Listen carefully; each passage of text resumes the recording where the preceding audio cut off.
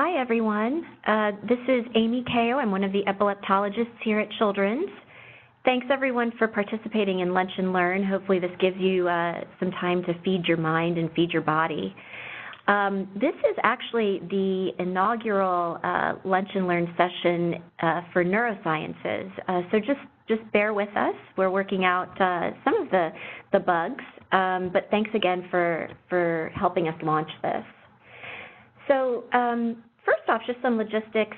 Please hold your questions until the end of my talk and put your microphones or your phones on mute until then.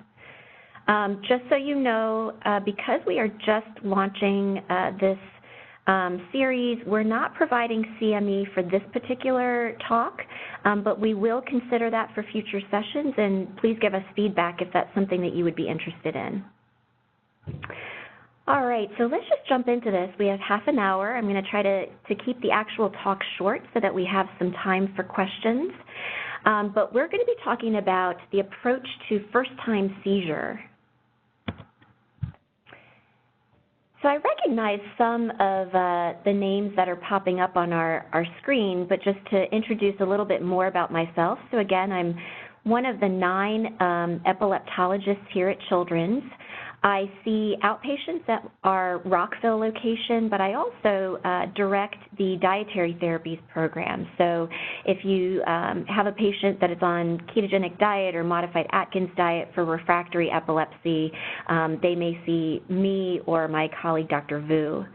As part of our comprehensive pediatric epilepsy program, we are seeing the most difficult of our epilepsy patients and have, aside from the dietary therapies, other options to offer as well, including now several different types of seizures.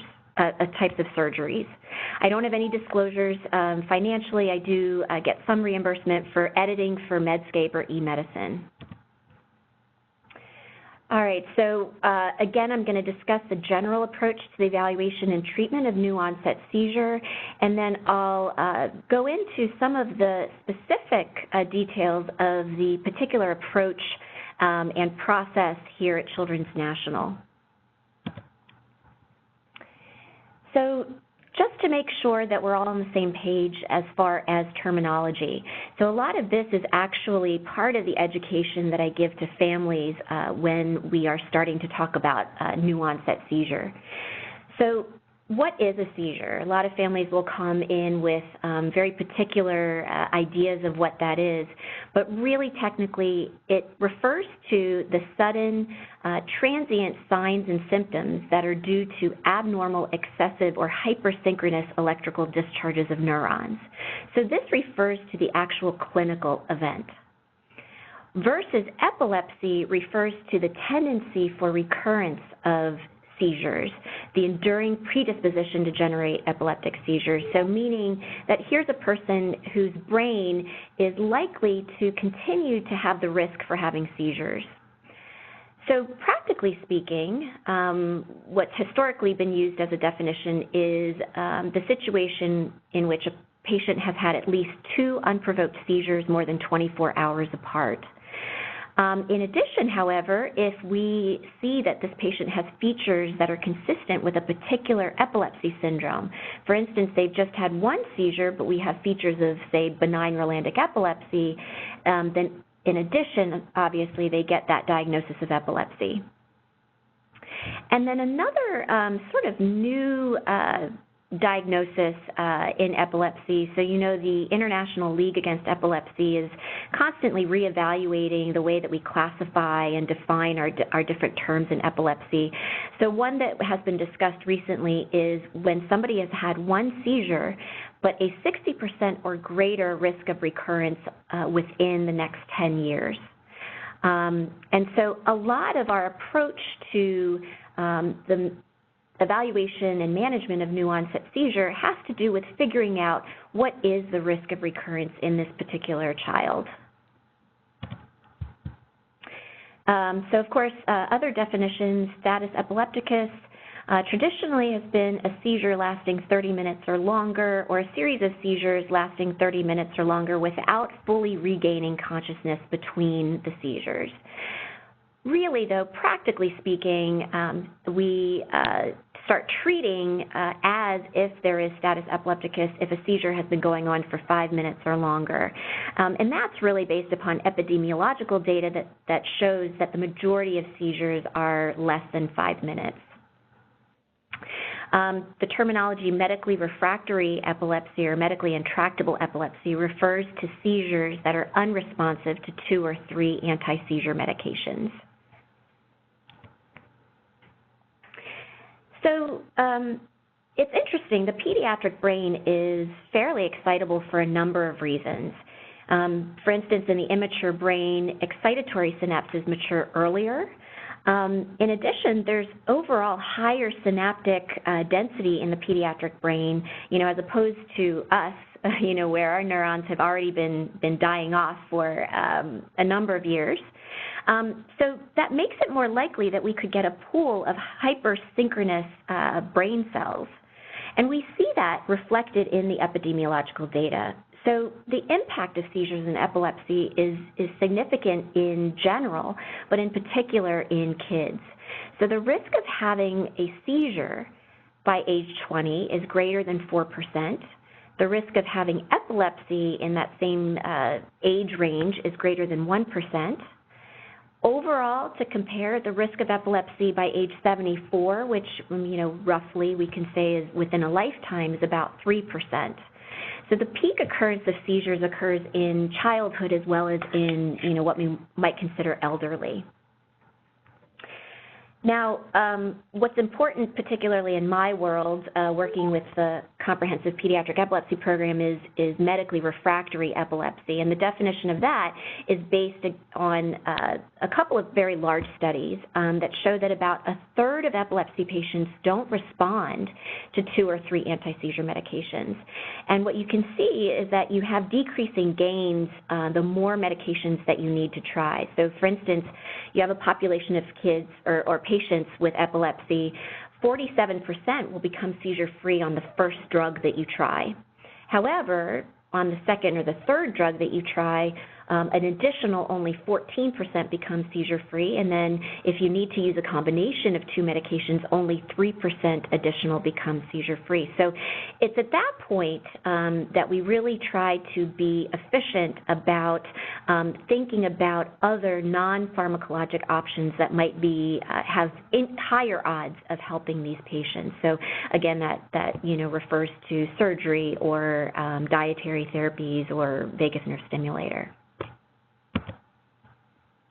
And one thing I just want to mention also related to that is what I'm very grateful for is being able to be part of an epilepsy program that can offer a lot of different options. And the progress has been made in the past decade as far as surgical options has really been great, and we've been lucky enough to have Dr. Chima Olibo as a neurosurgeon here, so that we can offer some of the non- or minimally invasive techniques now, like thermal ablation, visual ACE, or stereotactically placed EEG, and soon to come responsive neurostimulation or neuropace for those patients that won't be able to have resective surgery done.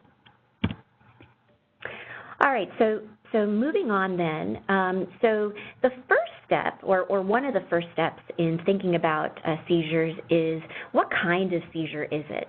So in general, we classify seizures by the clinical manifestations and where the seizure activity actually starts in the brain when the seizure is starting.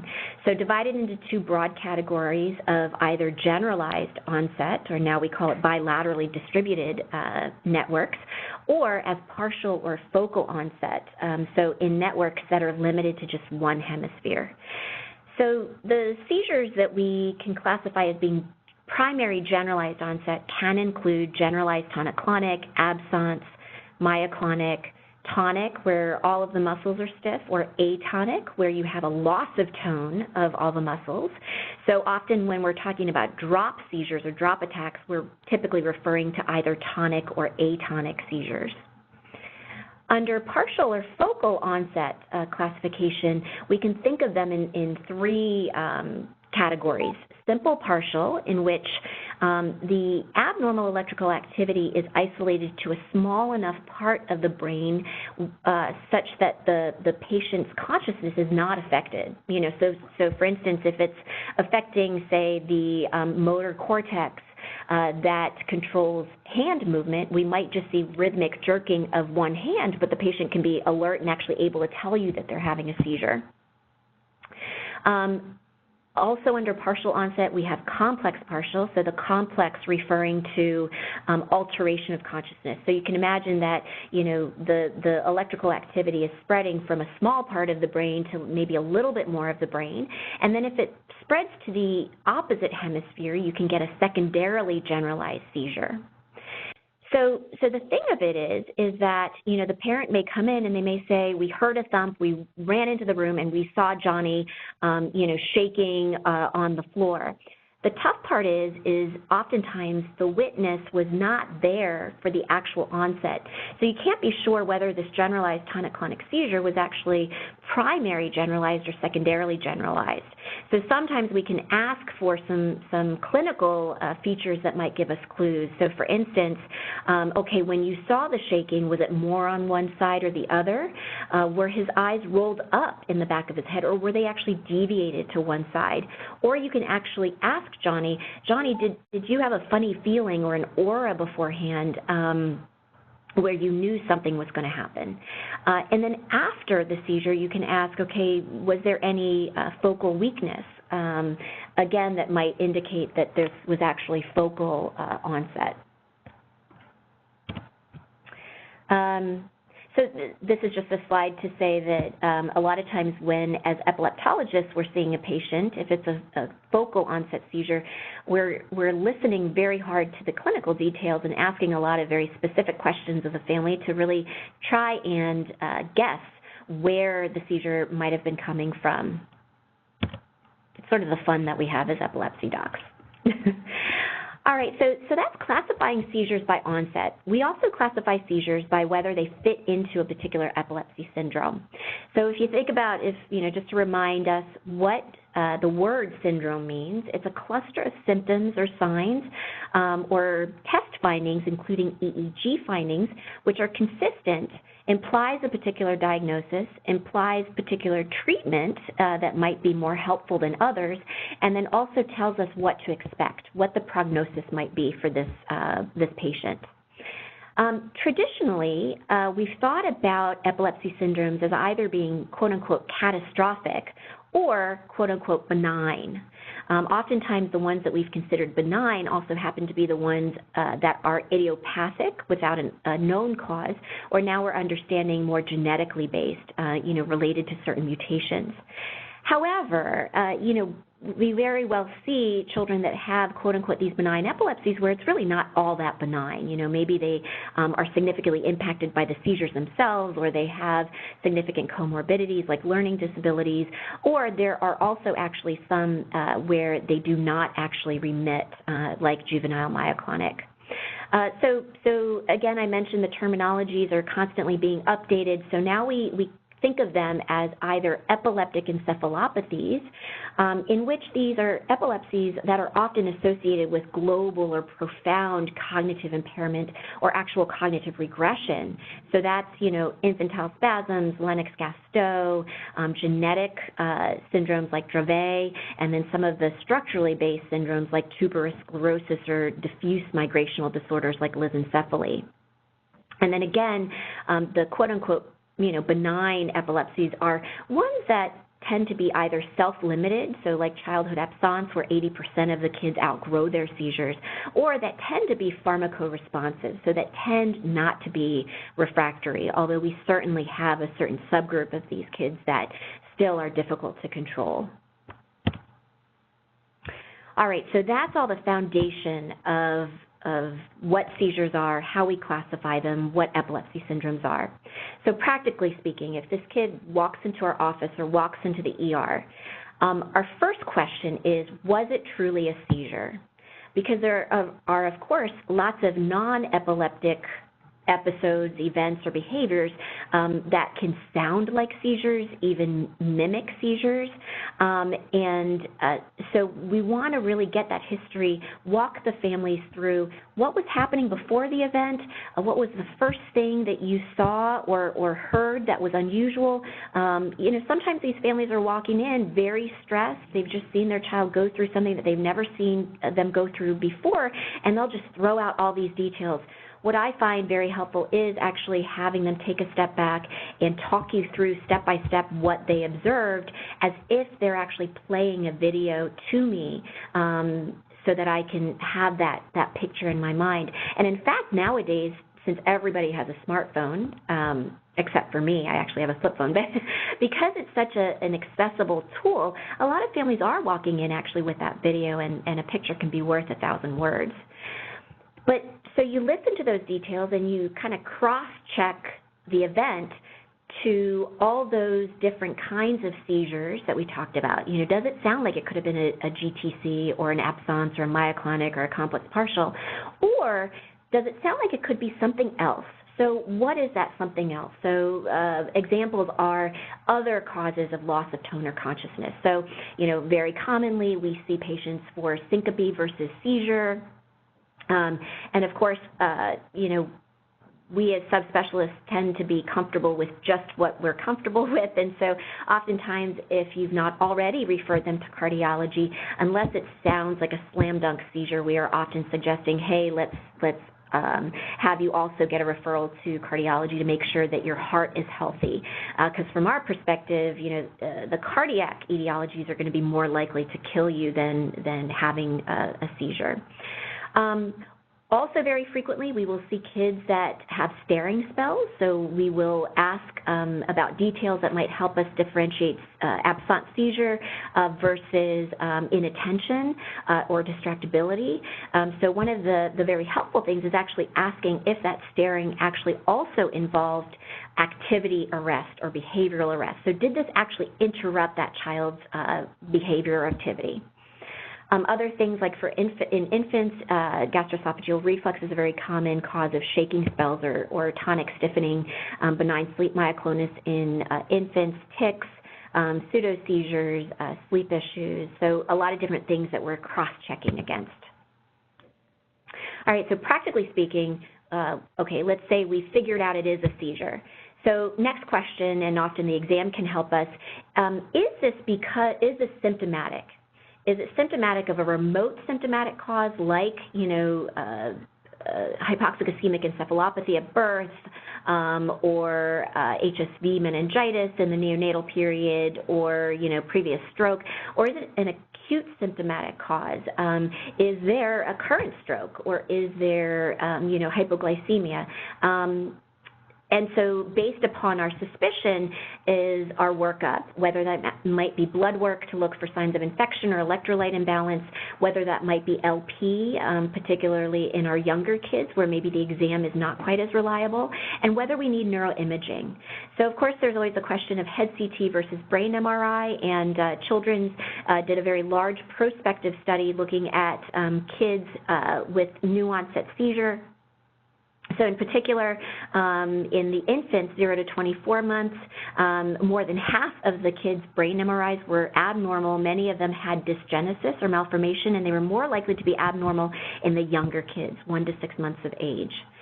Versus the head CTs, maybe a third were abnormal, and 9% of all CTs required acute management. So again, based upon your clinical suspicion, if you see that this child has persistent alteration of consciousness, they're not getting back to normal after a defined postictal period, or they have focal deficit, you're obviously going to want to get a more fast imaging, and if CT is the only one that you can get quickly, then that would be CT. If by chance you're practicing somewhere where you can actually get an MRI quickly, that will be more detailed, and that would be lovely to be able to do that. For the kids that presented in status epilepticus as their first seizure, we saw that the most common reason for acute symptomatic seizure was CNS infection. Most common reason for remote symptomatic is dysgenesis. Obviously, your CT was good at showing the acute lesions, and the MRIs were better at showing subtle abnormalities abnormalities like dysplasia or mesial temporal sclerosis. We always, of course, want to get an EEG. The question is always, is it better to get it right in the postictal period, or is it better to wait until a couple weeks after? So that's because in the postictal period, you're going to be more likely to get slowing, versus if you wait a little while for that recovery period to resolve, then you're going to be more likely perhaps to get epileptiform discharges. So either way, you're getting some sort of usable information, and so it really depends on logistics, whether you have access to be able to do quick EEGs. And again, we're using all of this to help predict recurrence risk.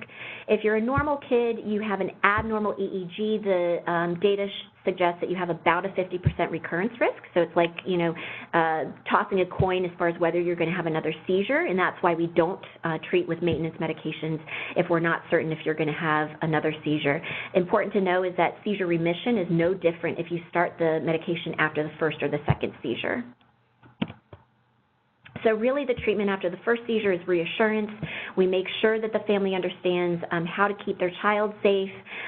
We make sure they understand what seizures can look like, because sometimes they can be more subtle than a grand mal seizure. We make sure they know what to do if they do see their child having a seizure, like laying them on their side to prevent aspiration, timing the seizure, etc. And we may prescribe a rescue medication, whether that be rectal diazepam or a buccal clonazepam if they have had a prolonged seizure.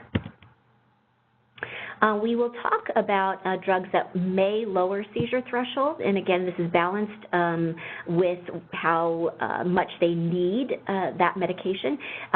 Epilepsy.com is a great reference website, and there is a page on there about drugs that can lower seizure thresholds, so I'd refer you there. But antihistamines like Benadryl are historically the main one that we caution against. Stimulants, although this is more theoretical than in reality because a lot of our kids have ADHD and epilepsy. Sudafed, Wellbutrin, Demerol, those are some of the big risky medications. So take-home points from what you can take from this half-hour talk. The goal of the approach to new onset seizure is first off to rule out and address an acute symptomatic cause, particularly in infants who are going to be more likely to have CNS infection or dysgenesis. We want to determine the likelihood of recurrence. Basically, we want to figure out, does this kid have a diagnosis of epilepsy? So we're looking for features consistent with an epilepsy syndrome. We're looking at the EEG findings and for MRI abnormalities, and we're providing education when we see a child with new onset seizure. That also includes helping the family with a seizure action plan.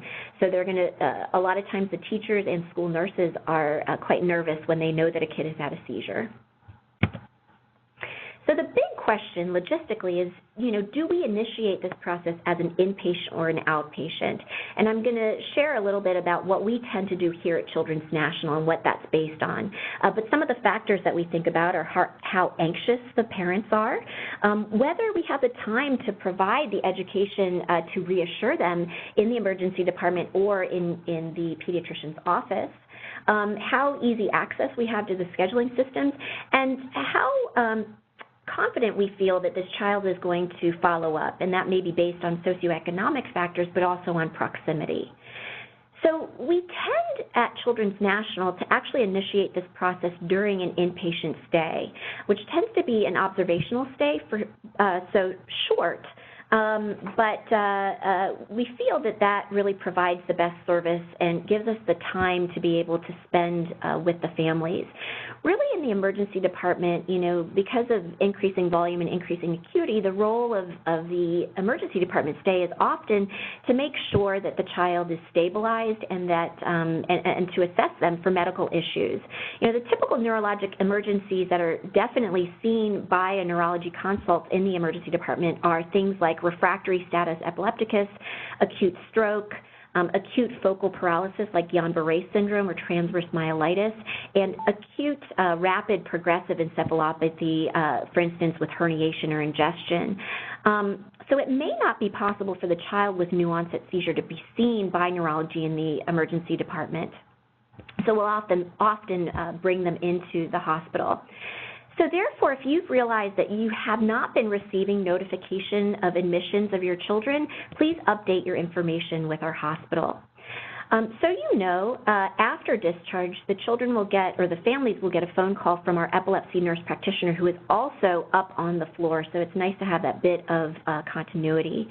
And we set up a follow-up visit in neurology for within 6 weeks of discharge to review everything that we've talked about, and also perhaps to review some of the test results. For instance, if we haven't been able to get an EEG in the hospital, or we've ordered an MRI as an outpatient, we'll order the MRI if we feel that it's non-urgent, and particularly if anesthesia is going to be necessary. The advantages of an MRI being done at Children's is that we have the ability to obtain high-resolution images with a 3 Tesla scanner with an appropriate seizure protocol, and then, of course, we have our access to our pediatric anesthesiologists for doing the sedation for these kids. So I mentioned epilepsy.com as a helpful reference. Just want to point out talkaboutit.org. Epilepsy and seizures are still not talked about because of the stigma, and talkaboutit.org is targeting, in particular, our tween or teen population to help us be more open about it. Right now, our current outpatient access is approximately 3 days. For our headache patients, it may be up to a week, but a lot of you will have the general number for our scheduling call center. Let the families know that they may need to drive to a particular location for the soonest appointment, but the advantages of going to one of our suburban locations is that parking is easier than at the hospital. One thing you may want to do if you really want to get a kid in is actually have the family call the call center while they're in your office, and that way you have an idea of when they're going to be scheduled for. What I've listed are the particular appointment lines for the regional outpatient centers. So Children's National here downtown has a 3611 number. You've got Rockville, Laurel, Frederick, and Annapolis. And just to point out that we do have an urgent headache concussion appointment line that's listed right there. These are some of the members of our Comprehensive Pediatric Epilepsy Program. My email is down there, so please, if you have any follow-up questions, please reach out to me directly at that email address. We have a couple of minutes to take questions, but I'll remind you that the video and the slides will be posted on our website at childrensnational.org/neurology webinar. We're holding more neurosciences lunch and learns in the coming months, so please keep an eye out for those topics. And another potential CME opportunity is our annual pediatric neurology update on April 19th. This year it's going to be talking about movement disorders, including tics, and we're going to have some alternating opinions about pandas, so that will be a compelling one. All right, so let me take any questions that you guys have.